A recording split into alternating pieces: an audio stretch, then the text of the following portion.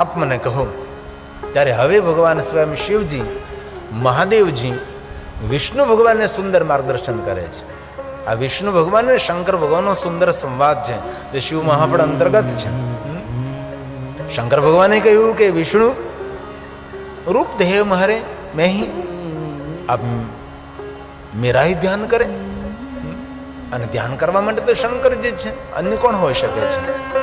વિષ્ણુ ભગવાનને કહે છે મહાદેવ આપ મારું ધ્યાન કરો, અને જીવનના દરેક અનર્થોમાંથી મુક્ત થવા માટે, જીવનના અર્થોને પ્રાપ્ત કરવા માટે, શાંતિ સંમતિ અને સુમતિ મેળવવા માટે, સંપત્તિવાન બનવા માટે, અને જીવનના અનેક દુઃખના આશાર્થમ, જીવનના દરેક દુઃખોમાંથી મુક્તિ મેળવવા માટે પાઠ નામ સહસ્ત્રકમ, તમારા મુખમાંથી જે મારા નામોનું પ્રગટીકરણ થયું છે એ જ નામોનો પાઠ કરો.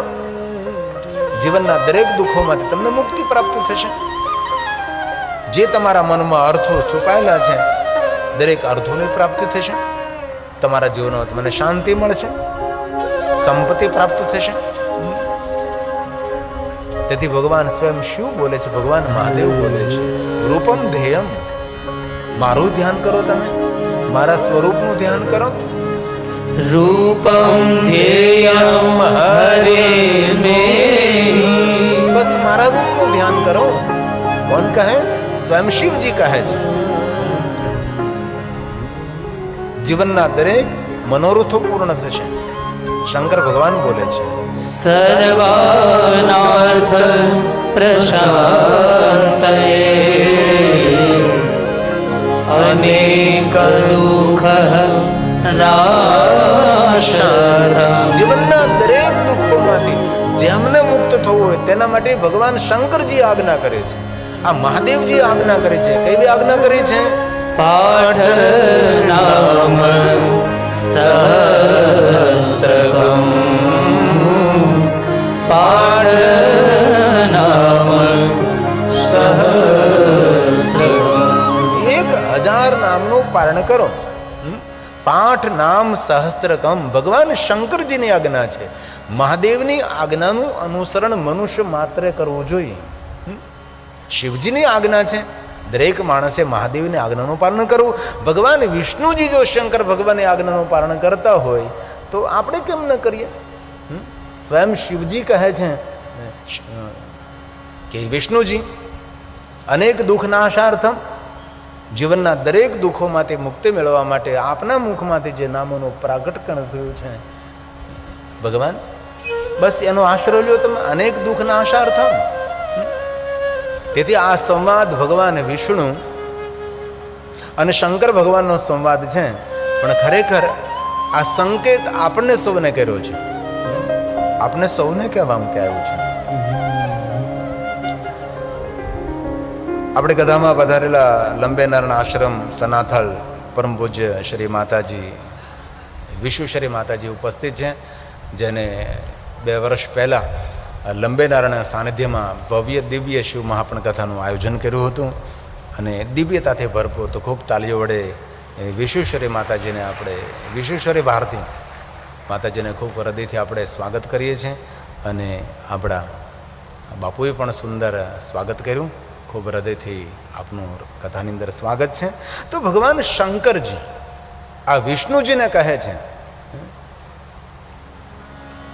તો વિષ્ણુ ભગવાન ને શંકર ભગવાનનો સંવાદ છે, પણ અનુસરણ તો આપણે કરવાનું છે. આમાંથી ભાગ્યે જ કોઈ માણસ હશે જે ભગવાન મહાદેવના 1000 નામનું પારણ કરતો હોય, અને એવો કોઈ જ માણસ હશે જેને જીવનમાં એકાદી વાર ભગવાન મહાદેવના 1000 નામનો પાઠ કર્યો હોય છે. શંકર ભગવાન બીજી વાત કહે છે, વિષ્ણુજી તમે સાંભળો, શ્રી હરિ તેષામ દુઃખના સપને આપી. આ ભગવાન શંકરજીનું વચન છે. મહાદેવજી શ્રી હરિ ભગવાન વિષ્ણુજીને કહે છે કે જે કોઈ મનુષ્ય તમારા મુખમાંથી પ્રગટ થયેલા મારા નામોનું પારણ કરે છે, અથવા શ્રવણ કરે છે, અથવા સાંભળે છે, બંનેને સપનામાં પણ કોઈ દુઃખ નહીં મળે. જાયે તે નાત્ર સંશય. કેટલી સુંદર વાત કરી છે. માણસે પોતાના જીવનના દુઃખોમાંથી મુક્ત રહેવું હોય તો ઘણા બધા ઉપાયો છે. અને આપણા જીવનના દુઃખો આપણે જ દૂર કરવા પડે, આપણા દુઃખોનો કોઈ અન્ય કોઈ દૂર ન કરી શકે. તેથી ભગવાન સ્વયં શિવજી વિષ્ણુને કહે છે, અન્ય માર્ગ નહીં લેતા વિષ્ણુજી, જે તમારા મુખમાંથી મારા નામોનું પ્રાગટ્ય થયું છે એ જ નામનો આશ્રય લો વિષ્ણુજી. તેથી ભગવાન વિષ્ણુજી રોજ ભગવાન મહાદેવના 1000 નામોનું પારણ કરે છે. આના શ્લોક મહાદેવે ગાયા છે, આ શંકર ભગવાનનો પ્રસાદ છે. તેથી ધ્યાનથી, આદરથી ને ભક્તિથી સાંભળો. કથા એ મનોરંજન નથી, કથા પરમાત્માનું આરાધન છે, આ ભગવાનની પૂજા છે. આ શબ્દરૂપે ભગવાનનું અર્ચન કરીએ છીએ. ફક્ત નાચવું, ગાવું, સંસારની વાતો કરવી, દ્રષ્ટાંતો દેવા, શ્રોતાઓને રડાવવા, હસાવવા, એ તો વક્તવ્યની કલા છે. તેથી ગંભીરતાથી કથાનું શ્રવણ કરવું જોઈએ, કથાને સમજવા માટેનો પ્રયાસ કરવો જોઈએ.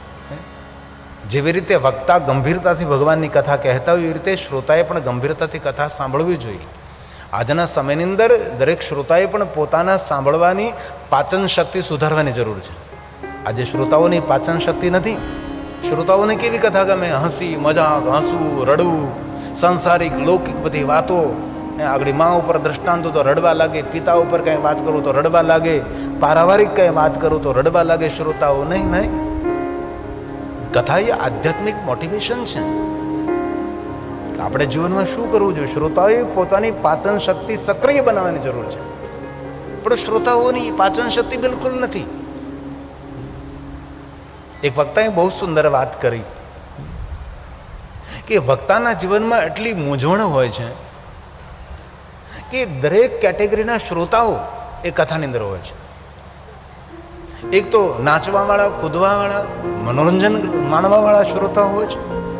શિક્ષકોને તો સારું, આપણા જે મંચનું સંચાલન કરે છે શિક્ષક જે કહેતા હતા એના માટે તો બહુ સારું કે ભાઈ પ્રાઇમરી ટીચર હોય તો પ્રાથમિક શાળામાં જે નાના નાના બાળકો છે તેને જ ભણાવવાના છે, તેને જ માનસિકતાને ધ્યાનમાં રાખવાની છે.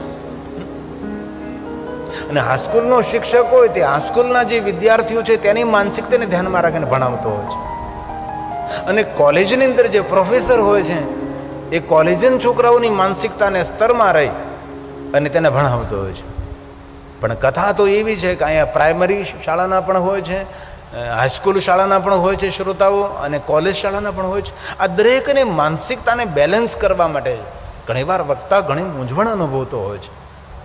પણ કથાને આજે ઘણા લોકોએ મનોરંજન અને એક લૌકિક વાતો, એક લૌકિક સાંસારિક વાતો તે કથાને ભરી દીધી છે. એવા પ્રકરણ ચલાવે, હું પણ ચલાવતો હતો, પણ એ બધું ચલાવતા રહી, સંસારિક લૌકિક આપણે વાતો કરતા રહી. ત્યારે ભગવાન શંકરજીની ગહન વાતો ક્યારે સમજવાનો પ્રયાસ કરશો આપણે? તેથી શ્રોતાઓએ સાવધાન બની અને કથાનું શ્રવણ કરવું જોઈએ. અને કથાનું શ્રવણ કર્યા પછી એ સાંભળેલી વાતને અનુસરવી જોઈએ. તો દરેક દુઃખ નાશાય તેષામ દુઃખ ન સપને અપી. આ ભગવાન શંકરજીનું વચન છે કે વિષ્ણુજી, આપે જે મારા નામનો પાઠ કર્યો, પારણ કર્યું છે, તેનું જે કોઈ પારણ કરે છે તેને સપનામાં દુઃખ નહીં મળે.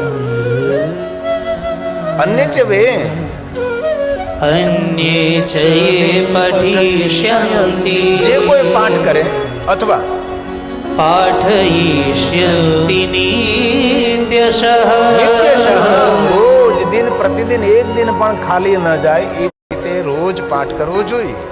તેના માટે કહ્યું, શું કહ્યું છે?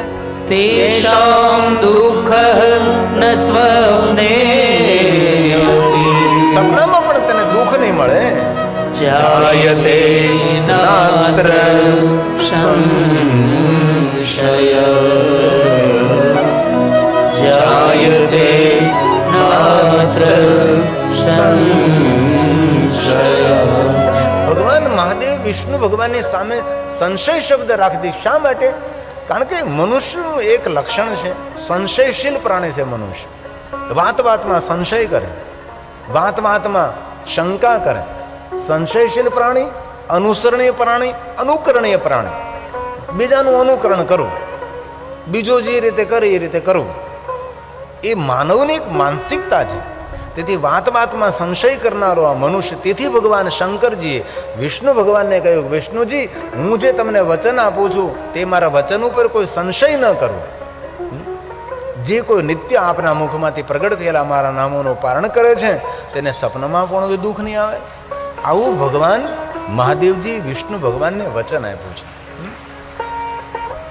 ખૂબ તાલીઓ વડે મહાપુરુષોનો આદરથી આપણે સ્વાગત કરીએ છીએ.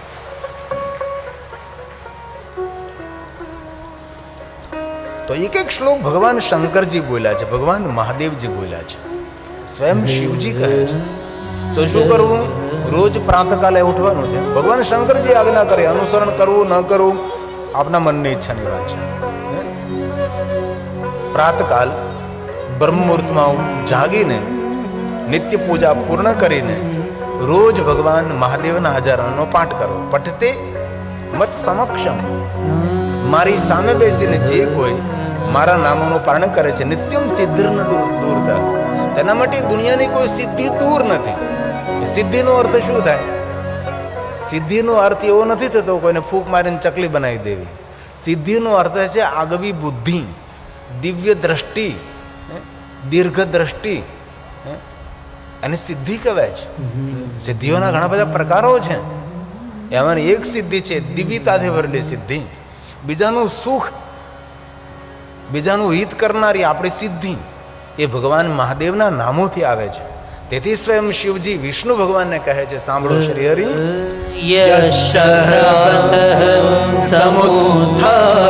ભગવાન શંકર બોલે છે.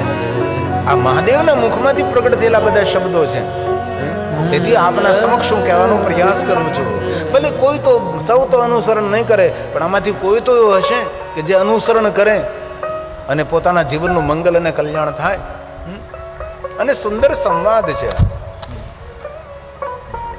કેટલી સુંદર વાત કરે છે. મહાદેવ સ્વયં કહે છે,